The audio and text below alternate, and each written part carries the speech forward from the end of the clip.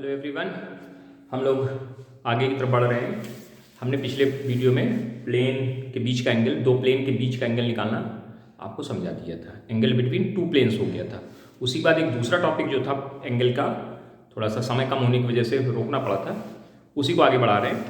तो अगला जो टॉपिक हमारा angle between plane and a line, एक लाइन और एक प्लेन के बीच का एंगल निकालना होगा। अब देखो, जरा समझना, बहुत ध्यान से समझिएगा। हमने कहा जैसे प्लेन है, मान लीजिए प्लेन है आपका, ब्लैक बोर्ड एक प्लेन है, तो प्लेन की जो इक्वेशन लिखते हैं वो ऐसे लिखी जाती है ना, r डॉट n बराबर d के फॉर्मेट में। d मतलब यहाँ कोई कांस्टेंट वैल्यू लिखी होती कि नहीं ऐसे, या फिर ऐसे लिखी होती है ax plus dy plus cz बराबर d के फॉर्मेट में। ये वेक्टर है, कार्टेशियन है। तो ये n वेक्टर होता है, उसको बोलते हैं नॉर्मल टू द प्लेन। ये हो गया।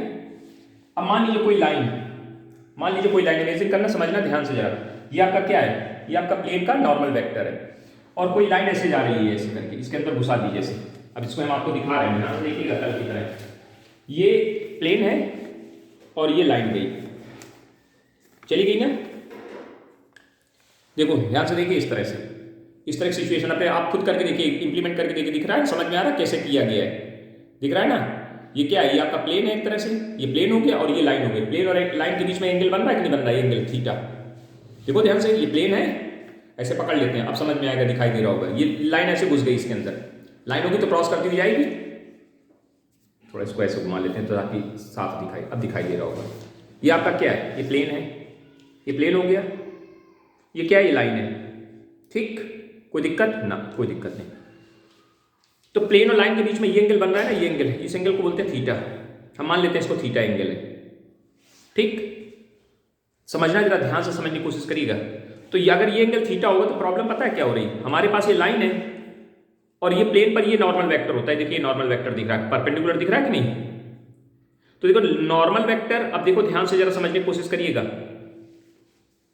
एक काम करते हैं, एक सेकंड और रुकिएगा जरा, इसमें एक और छेद कर लेते हैं जिससे आपको नॉर्मल प्रॉपर्ली दिखा सकें ऐसे। ये देखिए अब ऐसे, ये देखो, ये नॉर्मल वेक्टर है कि नहीं? ये नॉर्मल हो गया और ये लाइन हो गई। नॉर्मल और लाइन के बीच में मान लो कितना एंगल बन रहा है? ये थीटा एंगल बन रहा है। मान लीजिए थीटा एंगल है, ये थीटा एंगल है। ये किसके बीच में? नॉर्मल और लाइन के बीच का एंगल थीटा। अगर इसको थीटा मानोगे तो ये एंगल कितना माना जाएगा? ये 90 माइनस थीटा माना जाएगा। अगर अब देखो हम क्या करेंगे, हम लोग पर काम क्या करें, हमारे पास ये नॉर्मल वेक्टर है भाई। प्लेन पे जो उपयोगी होता है वो नॉर्मल वेक्टर होता है, ये है हमारे पास, और लाइन ये है, तो लाइन के डायरेक्शन रेशियोज हमें पता चल जाएंगे। तो हम एंगल किसके बीच का निकाल सकते हैं? हम एंगल इस नॉर्मल और इस लाइन के बीच का एंगल निकाल सकते हैं। हम इस नॉर्मल और इस लाइन के बीच का एंगल निकाल। देखो ये नॉर्मल है, ये नॉर्मल वेक्टर है, वेक्टर फॉर्मेट में है, इसके डायरेक्शन कोसाइन आपको मालूम हो जाएंगे ना। ये लाइन है, इसके भी डायरेक्शन कोसाइन डायरेक्शन रेशियोज आपको मालूम हो जाएंगे। अगर आपको इसके ये देखने में क्या लग रहा है? एक लाइन दिख रही है कि नहीं? ये लाइन और ये लाइन, अगर आपको दोनों के डायरेक्शन रेशियोज पता है, इस वेक्टर के और इस वेक्टर के अगर आपको डायरेक्शन रेशियोज पता है, तो आप इनके बीच का एंगल फाइंड आउट कर सकते हो ना। हमने मान लिया साहब इन दोनों के बीच में जो एंगल बन रहा है दैट इज कॉल्ड थीटा। अगर ये एंगल थीटा है, ये वाला अगर एंगल थीटा है, तो 100% ये जो एंगल बन रहा होगा, ये वाला प्लेन के बीच में और किसके बीच में? लाइन के बीच में जो एंगल बन रहा होगा उसको बोलेंगे 90 माइनस थीटा। नहीं समझ में आई बात?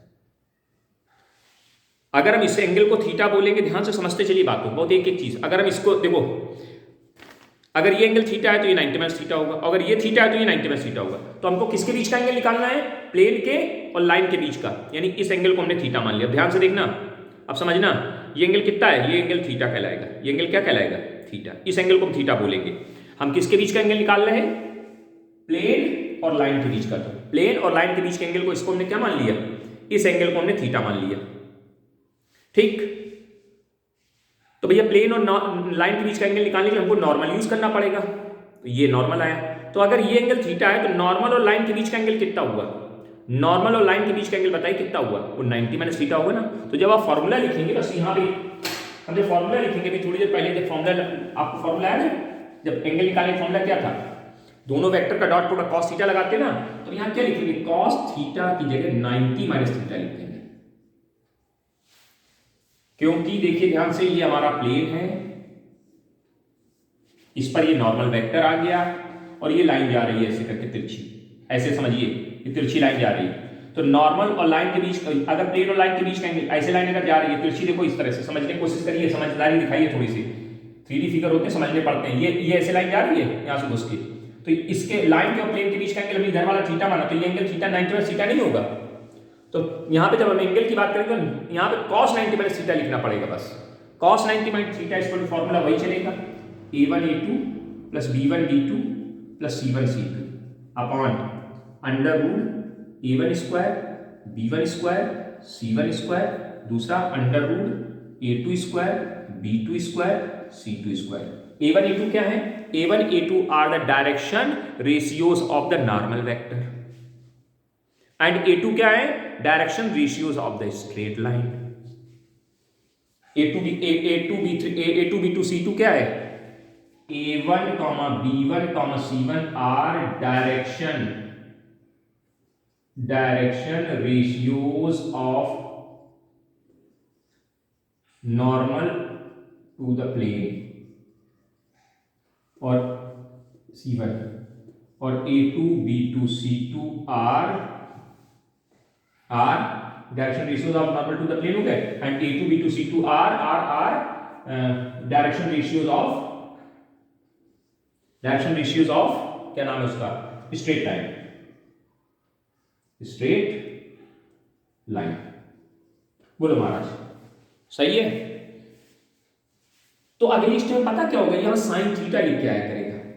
तो साइन थीटा इक्वल टू क्या फॉर्मूला बन गया? a1 a2 b1 b2 c1 c2 upon वही, मतलब जो हमने पहले फॉर्मूला पढ़ा था, प्लेन के बीच का फॉर्मूला था, प्लेन और प्लेन के बीच का जब एंगल निकाल रहे थे तो हमारा जो फॉर्मूला था वो cos थीटा के फॉर्मेट में था। लाइन और प्लेन के बीच का जब फॉर्मूला बना है तो साइन थीटा के फॉर्मेट में, बस इतना अंतर याद कर लेना, फॉर्मूले वही हैं, काम वही होगा। ऐसे जब डायरेक्शन रेशियोज दिए होंगे, कोसाइन दिए होंगे, तो फॉर्मूला बनेगा क्या?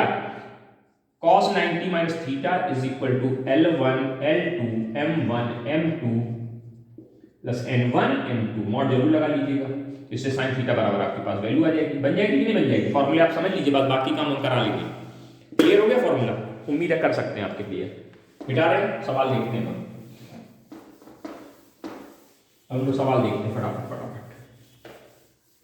चल जरा देखो ध्यान से, find out the angle between.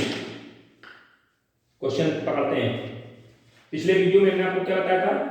दो प्लेन के बीच का एंगल निकालना, और आज बताया दो नॉर्मल के, एक प्लेन और एक स्ट्रेट लाइन के बीच का एंगल निकालना। अब होगा क्या कि या तो दोनों प्लेन नॉर्मल किस फॉर्मेट में होंगे? वेक्टर फॉर्मेट में होंगे या कार्टेशियन फॉर्मेट में होंगे। आपको दोनों फॉर्मेट में हमने डायरेक्शन रेशियोज निकालना समझाया था, वो आपको पिछले वीडियो में बताया जा चुका है, तो आप वहां से देख लीजिए अगर जिन्होंने नहीं देखा है। चलिए सवाल देखते हैं। अब सवाल दोनों टॉपिक पे है, एंगल बिटवीन प्लेन और एंगल बिटवीन नॉर्मल, दोनों पे बात करेंगे हम लोग। आइए सर, पहला question, find angle between 3x minus 6y plus 2z बराबर 7 and 2x plus 2y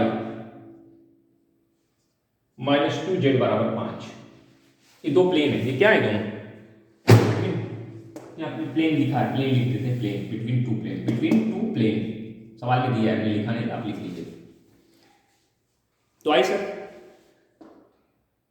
direction ratios of normal of plane 1। पहला प्लेन जो उसके डायरेक्शन रेशियोज बताइए जरा। ax plus B Y plus C Z बराबर डी का format है, तो ये a1 हो गया, b1 हो गया, c1 हो गया, क्या आएंगे? 3 माइनस 6 और 2। ऐसे ही direction ratios of the plane 2 के डायरेक्शन रेशियोज क्या है? 2 माइनस 2। यानी आपके पास किसकी वैल्यू आ गई? a1 बराबर 3, b1 बराबर माइनस 6, c1 बराबर कितना? 2, a2 बराबर 2, b2 बराबर कितना? 2, और c2 बराबर कितना? माइनस 2। फॉर्मूला लिखा cos theta is equal to angle between two planes, cos theta is equal to क्या चलता है formula? a1 a2 plus b1 b2 plus c1 c2 upon under root a1 square plus b1 square plus c1 square under root a2 square plus d2 square plus c2 square. दोनों देखो plane किस format में है, Cartesian format में। किस format में है, Cartesian format में। ठीक है, कोई दिक्कत नहीं सर, कर लेंगे हम लोग। a1 a2 6, b1 b2 minus का 12, c1 c2 माइनस का 4 बटे मॉड जरूर लगा लेना क्योंकि निगेटिव वैल्यू को पॉजिटिव करना पड़ेगा, आपको मजबूरी है।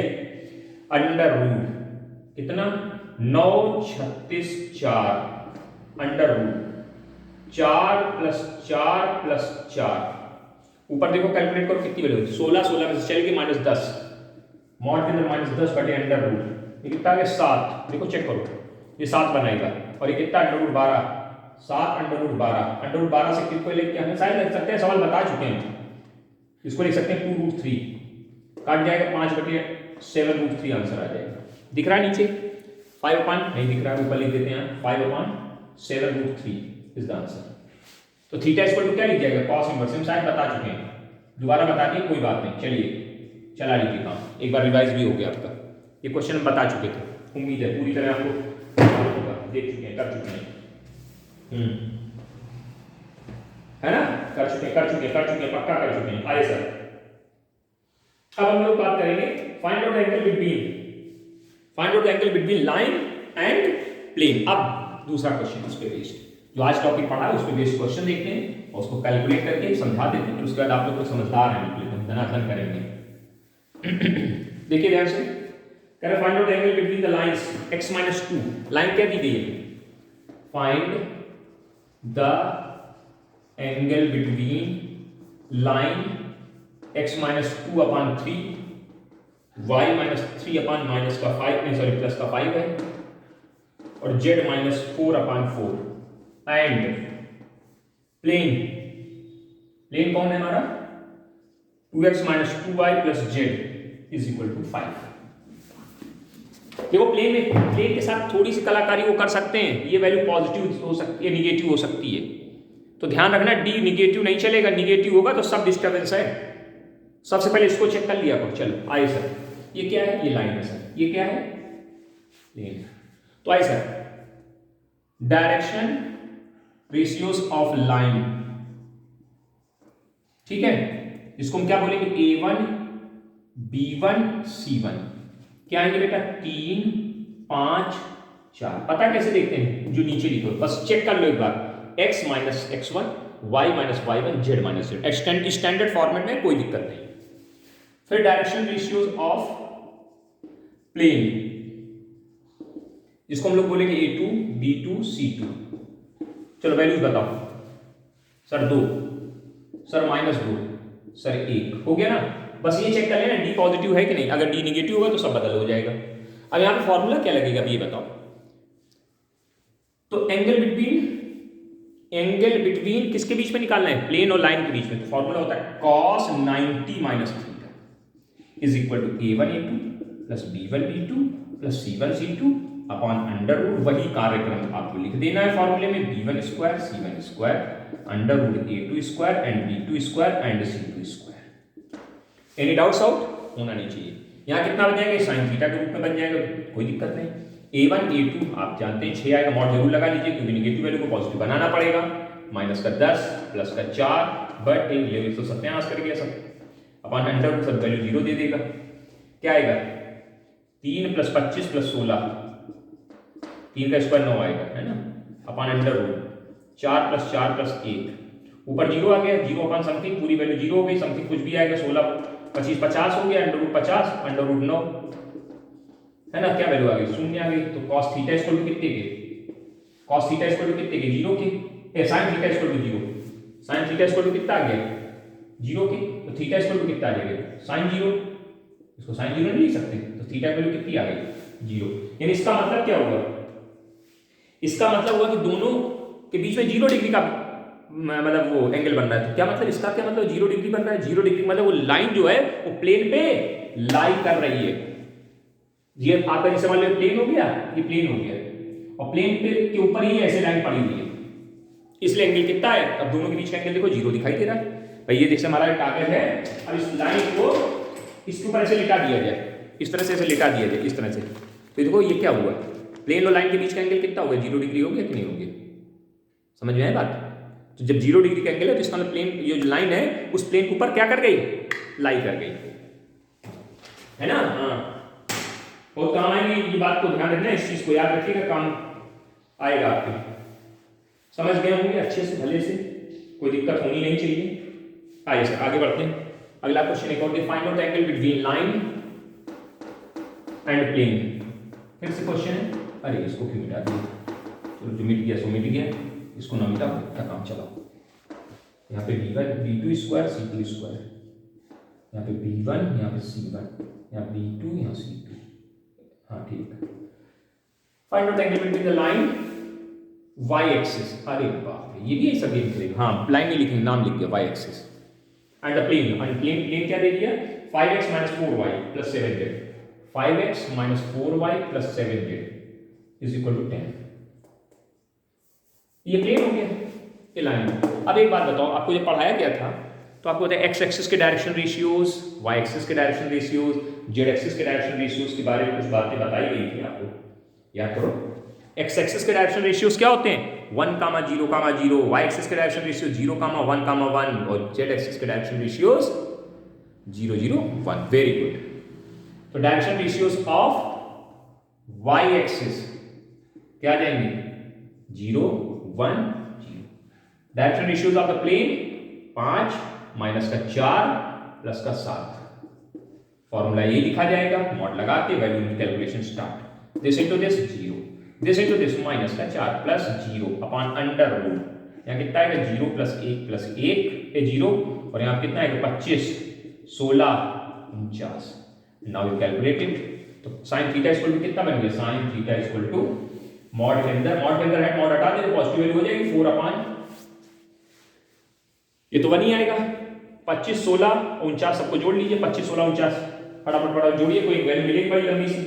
25, 16, 49 जोड़िए, कितना मिला, 16 और 49 जोड़ा तो 50, 55, 65, 70, 90 आ गया, तो अपन अंडर रूट 90 आंसर। तो थीटा इक्वल टू क्या लिख जाएगा, sine inverse 4 upon under root 90।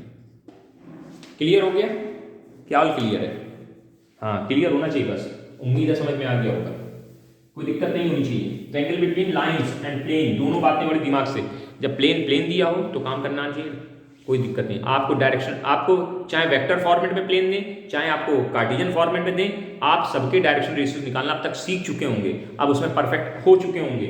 अब इसके लिए लड़ाई नहीं है, सर आपको डायरेक्शन रेशियो नहीं बताया, ना कर पाइए, ना कर पाइए भैया बैठो घरे आराम करो, है ना। हाँ, एक्स एक्सिस वाई एक्सिस दुनिया एक्सिस चलती चली जाएगी सब, ठीक। अच्छा आगे बढ़ा जाए, आगे बढ़ा जाए, एक और क्वेश्चन कर लिया जाए, एक और कर लेते हैं सर, लास्ट और कर लीजिए फिर खत्म करिए। क्या लिखा, find out the angle between the line, find the angle between line, line कौन है, x - 2 upon 3 and y + 1 upon 4 and z - 2 upon 2 and x - y + 1 and z - 5 = 0। ये प्लेन है, एंड प्लेन लिख दिया, प्लेन एंड प्लेन ये है। देखो भाई ये लाइन चेक करो, स्टैंडर्ड नहीं थोड़ा सा बना लो, क्या लिखेंगे, लाइन L1 नाम दे दिया, लाइन क्या है, x - 2 upon 3 है, इसको क्या लिखेंगे, y - -1 लिख दिया, लेकिन कोई इसकी आवश्यकता नहीं थी। तो DRS क्या आ जाएंगे, direction ratios of line A1, B1, C1, कितनी वैल्यू, 3, 4 और 2। डायरेक्शन रेशियोज ऑफ प्लेन, बताओ प्लेन के डायरेक्शन रेशियोज क्या होंगे, A2, B2 and C2। Any doubt sir, 1 and -1 and 1। अब कहोगे सर आपने चेक नहीं किया, डी उधर भेजे, पॉजिटिव जा रहा है इसलिए हमने उसको में कोई दिक्कत नहीं उठाई। अब एंगल का फॉर्मूला cos 90, जब देखो लाइन और प्लेन हो तो बस याद रखना 90 - थीटा होता है, और प्लेन होता है तो सिर्फ थीटा चलता है, बस इतना याद रखो कि काम बन जाएगा आपका। क्या लेकिन फॉर्मूला लिख लेंगे, हम सीधे वैल्यू रख रहे हैं, 3 का 9 मॉड लगा के 3 - 4 + 2 बटे under root 9, 16, 4 under root 1, 1, 1। Calculation start now, 6 में से 2 चले गए, नहीं 5 में से 2 चले गए, 1 बटे अंडर रूट 16, 9, 25, 25, 25, 9, 34, 34 अंडर रूट 3 √34 √3 गुना करा लेंगे, 3 का 9 112 102 1/√102 मॉड के बिना बाहर पहले वाले थीटा इक्वल टू आ गया, तो साइन थीटा इक्वल टू क्या लेंगे साइन इनवर्स 1/√102। चेक करो जल्दी फटाफट दे लो, चेक कर लो सही ढंग से।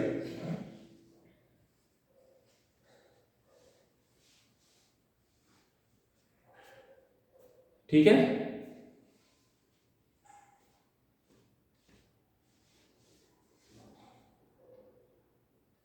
इसको जोड़ ले जरा, 16 और 25, 3 का स्क्वायर 9, 4 अच्छा ये स्क्वायर गलत दिखे भगवान, कुछ ना कुछ गेम होता ही रहता है। ये 4 आएगा 20 20 29 29 गुणे 3 होगा, और गलत होगा तभी तो आंसर नहीं मैच किया, मुझे लगा कुछ गड़बड़ हो रहा है। 3 9 27 3 2 6 6 2 8, अब ये आंसर है सही, अब सही है, अब किताब से भी मैच। चलो हो जाता है, मिस्टेक है, मिस्टेक कर रहे हैं, कुछ पढ़ा तो नहीं पा रहे हैं ठीक से ना, सब गड़बड़ सड़बड़ चल रहा मामला। ठीक, उम्मीद है समझ में आ गया between lines and plane. Okay, अब तो ना कराएंगे, अब आगे बढ़िए। अब हेडिंग डालिए condition of the parallelity and perpendicularity, condition of parallelity and perpendicularity, कि कब दो प्लेन परपेंडिकुलर होंगे, कब दो प्लेन पैरेलल होंगे, इनकी बात में बात करते हैं। Condition for the parallelity and perpendicularity, तो पहले बात करते हैं कंडीशन ऑफ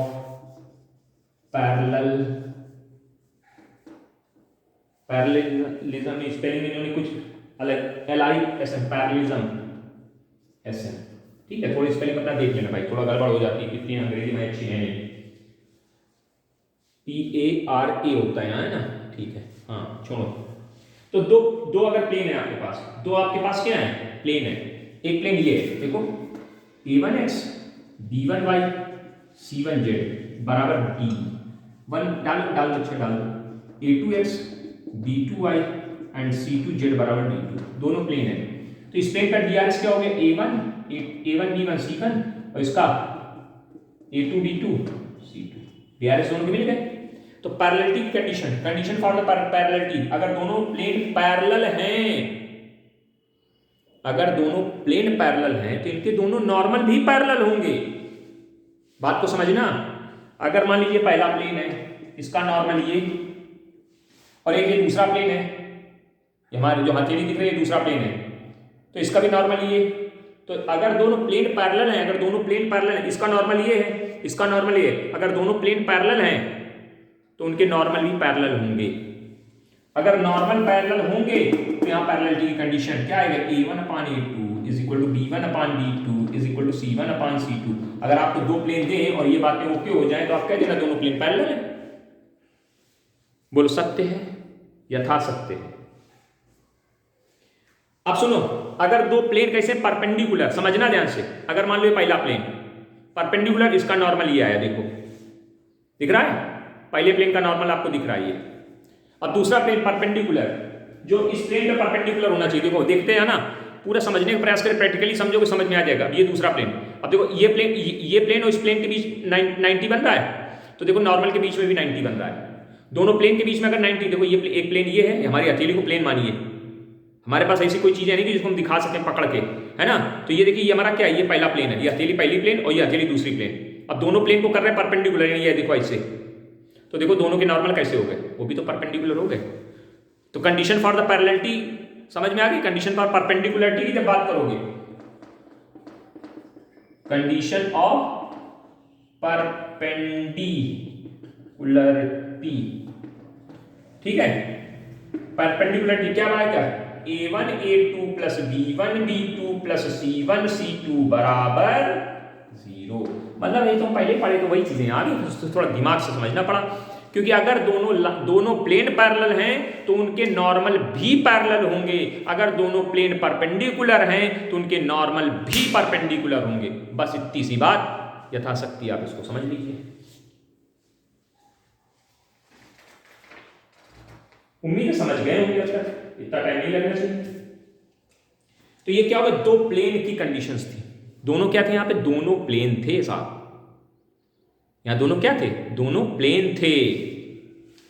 अरे बाप रे, ऐसा भी कुछ है, हाँ और क्या, ये दोनों प्लेनों की परपेंडिकुलरिटी और पैरेललिटी आपको समझा दी गई।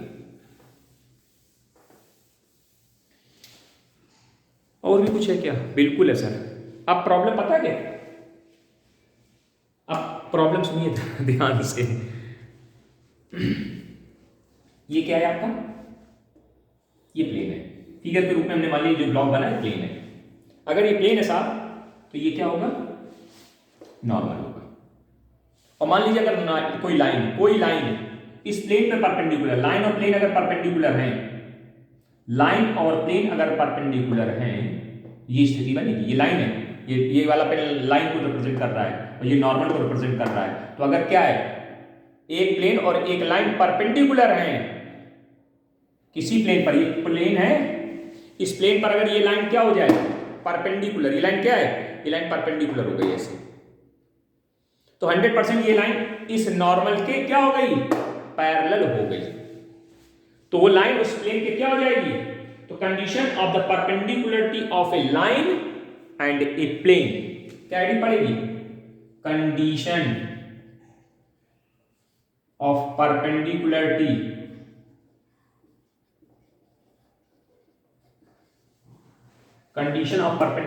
Of plane and line. पता है क्या कंडीशन आएगी? If DRS of plane A1 B1 C1 and DRS of line A2 B2 C2, अगर प्लेन पर लाइन परपेंडिकुलर है तो लाइन और नॉर्मल पैरेलल होंगे। If line is perpendicular on plane,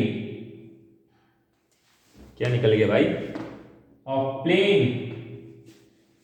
line is perpendicular on plane, तो this implies normal of plane and line are parallel. Check कर लो भैया, बहुत ध्यान से हम बार बार आपको समझाने का प्रयास कर रहे हैं। ये आपका प्लेन और ये उसका नॉर्मल, ये प्लेन और ये उसका नॉर्मल, ठीक स्थिति। अब कोई लाइन ये आ रही है, ये ऐसे जा रही है जो इस पे प्लेन पे परपेंडिकुलर, देखो प्लेन पे क्या है, परपेंडिकुलर है। अगर लाइन प्लेन पे परपेंडिकुलर है तो 100% नॉर्मल के क्या दिख रही है, वो पैरेलल दिख रही है। तो मतलब इसके डायरेक्शन रेशियोज, इसके डायरेक्शन रेशियोज के बीच का रिलेशन लिख दें तो condition for the perpendicularity of a line and plane निकल के बाहर आ जाएगी। That is called A1 upon A2 B1 upon B2 C1 upon C2। कितना बढ़िया खेल है, सब कुछ कॉन्सेप्ट दिमाग पे रख करके इंप्लीमेंट करते चले जाओ, सारी बातें समझ में आ जाएंगी। और नहीं तो भैया जय सिया राम, कौन सिया राम, जय सिया राम, है ना। बोलो भाई, कोई दिक्कत हो तो बताओ, कोई समस्या हो बताइए भाई, कोई समस्या है बोली भैया, है ना। चलो आओ सवाल देखें, अब मजे लिए जाए सवाल के थोड़े से, है ना। ये टॉपिक हम कंप्लीट हो जाए एग्जाम्पल के साथ, फिर कल अगले टॉपिक पे चले। जल्दी जल्दी आपका प्लेन खत्म कराएं, थोड़ा कोर्स को दौड़ाना है, जल्दी से दौड़ा दिया जाए, निकल जाए, खत्म करें, फिर बैच बंद किया जाए। सो दैट द प्लेन, हाँ कोर्स खत्म करने के बाद बैच बंद, काम खत्म, फिर नहीं रोक के रखेंगे आपको। आप भी परेशान, आप भी कहोगे सर बार बार फीस मांगते हैं, फीस नहीं मांगेंगे हम भी। सो द प्लेन्स, स्पेलिंग की बात मत करना, हम स्पेलिंग बहुत सुंदर लिखते हैं, साफ सुथरी लिखते हैं, है ना। कुछ लोग यही ढूंढा करते हैं गलतियां कहाँ हैं, ये देखो गलती हो उसको ना सब देखें, आप कॉन्सेप्ट को समझें बस, क्योंकि हमारा गलती हो जाएगा कोई फर्क नहीं पड़ेगा, लेकिन आपकी गलती नहीं होनी चाहिए। एंड दूसरा प्लेन क्या है, R डॉट, अभी बताओ प्लेन किस फॉर्म में, हाँ बहुत बदतमीज है, वाह भाई वाह। दूसरा वाला ऐसे लिखें 8x minus 12y plus 20z बराबर 11। ये दो प्लेन ऐसे लिख के दे दिए इन्होंने, और कह रहे भैया एक प्रूफ करो कि दोनों प्लेन पैरेलल है। कह रहे so that plane this and this are parallel. ये प्लेन कैसा है, सर वेक्टर में, और ये किसमें, कार्टेशियन में। 2 मिनट का काम है, इस वाले को ऐसे नहीं लिख सकते, ये वाला ऐसे नहीं लिख सकते, 2x minus 3y plus 5z बराबर 2। ये कैसे, आर की जगह लिखा एक्स आई प्लस वाई जे प्लस जेड के और तुरंत कराया डॉट, चट से वैल्यू बाहर। ये पहला प्लेन हो गया, इसका नाम P1 दे दो, प्लेन 1। और P2 प्लेन क्या है आपका? P2 प्लेन है 8x minus 12y plus 20z बराबर कितने के 11 के।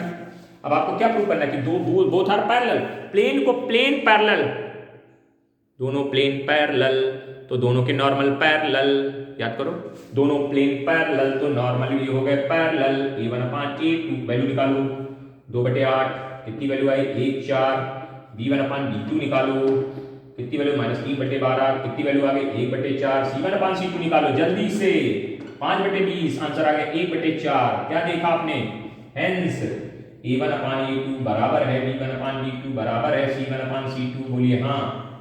सत्यनारायण की कथा चल रही है, सुने जाओ बस, लिखना तो कुछ है नहीं तुम लोगों को। तो this implies both plane are कैसे कैसे पैरेलल। खत्म, सवाल खत्म, टॉपिक नहीं खत्म, सवाल खत्म। मतलब कितना आसान है, समझ में आया ना? अगला क्वेश्चन मिटाए तो पड़े होता कर रहे, लिखे तुरंत जा रहे, दे धनाधन मिटाए जा रहे। क्वेश्चन लिखो मिटाओ। अगला क्वेश्चन क्या लिखा है समझ में आ गया? उम्मीद है पूरा विश्वास है, पूर्ण रूपेण विश्वास है कि आप बहुत अच्छे समझदार भैया कर लिया होगा। अब कह रहे so that the plane this and this are perpendicular to each other, so that plane are dot i plus 2j plus -5k इसको देखो आर डॉट समथिंग कुछ लिख करके अगर प्लेन लिखा तो प्लेन है तो ये नॉर्मल वेक्टर होता है ना? हाँ ध्यान रखिएगा। एंड द लाइन, अब देखो लाइन दे दी, अरे वाह भैया लाइन दे दी। क्या लाइन दी है? लाइन दी है r vector is equal to i plus 2j plus 3k plus lambda times of 4i plus 8j minus 20k। देख लो भैया का अब लाइन गेम करके इस बार लाइन कैसे दी इन्होंने? वेक्टर फॉर्मेट में दी है। और इसको बदलो, इसमें जल्दी से कार्टेशियन कौन बदल सकता है जल्दी से? Cartesian x - 1/4 equal to y - 2/8 and z - 3/-20। ये बन गई भैया लाइन कार्टेशियन में। बदलना आता भैया, इसको क्या लिखोगे? xi + yj + zk, फिर i वाली इकट्ठे करना, j वाली इकट्ठे करना, गुणांकों की तुलना कराना और तीनों से लैम्डा की वैल्यू निकालना, तीनों से लैम्डा की वैल्यू बराबर कर देना, फट्टा से इक्वेशन बाहर आ जाती है। करा चुके हैं सर, इसमें कराने की कोई व्यथा और कथा नहीं होगी। ये लाइन आ गई सर? हाँ लाइन आ गई। और ये क्या है आपका प्लेन है, इसको जरा देखिए इसको कार्टेशियन में लेंगे, ले लें x + 2y - 5z, क्योंकि कार्टेशियन में आसान पड़ता है चीज, जल्दी से फटाफट होती है। इसके डायरेक्शन रेशियोज आपके सामने तुरंत लिखेंगे। DRS ऑफ प्लेन जल्दी बोलिए सर, 1 2 -5 और DRS ऑफ लाइन 4 8 -20। अब थोड़ा सा इसको रेशियो में चेंज कर लेना, उसमें कोई दिक्कत नहीं है।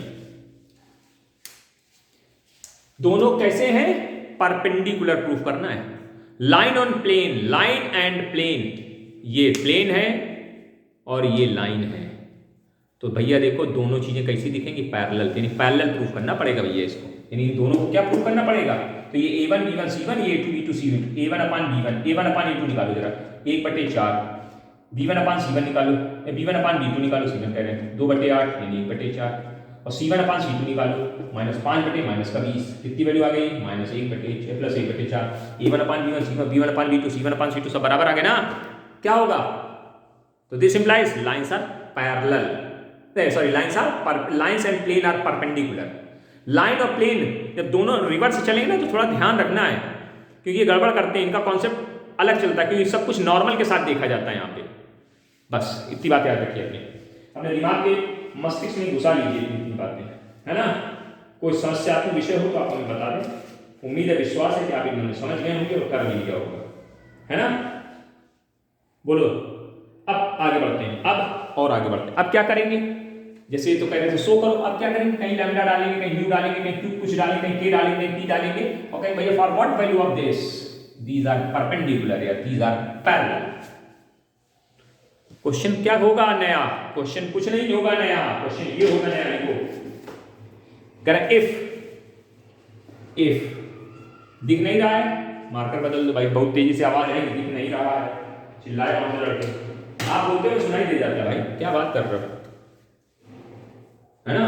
हाँ, if R dot 2i minus J plus lambda के, ये कौन है, ये प्लेन है, प्लेन सा लगा मतलब दो होंगे, आगे भी प्लेन ही मिलेगा। हाँ, and is equal to 15 and second one is 3x plus 2y plus 2z बराबर 17 आर परपेंडिकुलर। कैसे हैं perpendicular, find the value of lambda, then find the value of lambda. दोनों प्लेन है, दोनों प्लेन कैसे हैं परपेंडिकुलर, तो नॉर्मल कैसे परपेंडिकुलर, अगर प्लेन है तो उनके नॉर्मल, अगर प्लेन परपेंडिकुलर तो नॉर्मल भी परपेंडिकुलर। देखो मैंने ऐसे समझाया था, ऐसे हथेली वाला, ये इधर नॉर्मल है इधर नॉर्मल, दोनों बीच में 90। क्या करना भैया, क्या करना है, इसको पहले तुरंत L1 बताओ क्या होगा, नहीं सॉरी T1 प्लेन है तो T1 क्या आएगा sir, 2x minus y plus lambda z बराबर 15।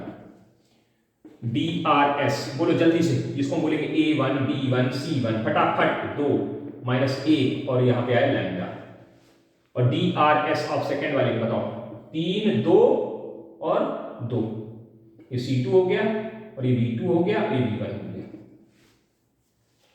परपेंडिकुलर है, क्या है, प्लेन्स आर परपेंडिकुलर, तो इसका मतलब क्या आ गया, A1 A2 plus B1 B2 plus C1 C2 बराबर कितने के, 0 के। A1 A2 कहाँ गया ये, यार क्या लिख देते हैं, A2 लिखना चाहिए, A1 A2 3 दूनी 6, B1 B2 B1 B2 B1 B2 B1 B2 यहाँ बराबर है भाई, माइनस लगा दी, क्या कर रहा हो सब, माइनस का 2 और प्लस 2 लैम्डा बराबर कितने के, 0 के, तो कितना आएगा 2 लैम्डा बराबर कितने के, 4 के माइनस का, तो लैम्डा बराबर कितने के, माइनस 2 के। बोलो जय श्री राम, बोलो हर हर महादेव की जय। सवाल निकाल लोगे अब तो भैया आपकी रंगबाजी होनी चाहिए। चलिए सर, इस टॉपिक को कंप्लीट किया जाता है, समाप्त किया जाता है अपनी तरफ से, हमारी तरफ से। पैरेललिटी पर प्लेन के बीच का एंगल निकालना, लाइन प्लेन और लाइन के बीच का एंगल निकालना, और plus condition of perpendicularity of two planes, parallelity of two planes, condition of the perpendicularity of line and plane. अब उसमें का पैरेलल नहीं पढ़ा है, अगर लाइन और प्लेन पैरेलल हो गए तो बात खत्म, तो उसमें तो एंगल जीरो वाला कॉन्सेप्ट पहले बताया, एक सवाल कराया था, अगर एंगल जीरो आ जाए तो हाँ उसके पैरेलल हो जाएगी, तो उसके बाद नहीं करते, तो उसको नहीं पढ़ा जाता है ना। हाँ जी, उम्मीद है विश्वास से समझ में आ गया होगा, है ना। नेक्स्ट वीडियो में अगले टॉपिक की तरफ बढ़ेंगे, जल्दी जल्दी करेंगे, कोई दिक्कत नहीं, कोई परेशानी नहीं, फटाफट फटाफट सब समाप्ति हो रहा है, टेंशन ना लो, सब सही है, समय से सब समाप्त हो जाएगा, ठीक। कोई दिक्कत हो तो बता दीजिए, नहीं उम्मीद है समझ में आ गया होगा। ओके, थैंक यू, धन्यवाद, नमस्कार। मन हो तो लाइक कर दो, करना तो